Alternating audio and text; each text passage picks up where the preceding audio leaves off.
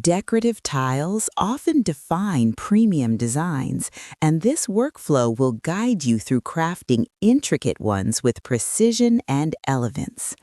How to create intricate ornamental tiles.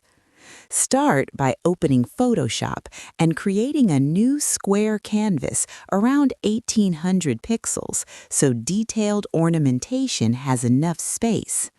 Select the pen tool or brush tool and draw a decorative motif in the center, focusing on smooth curves and symmetrical flourishes.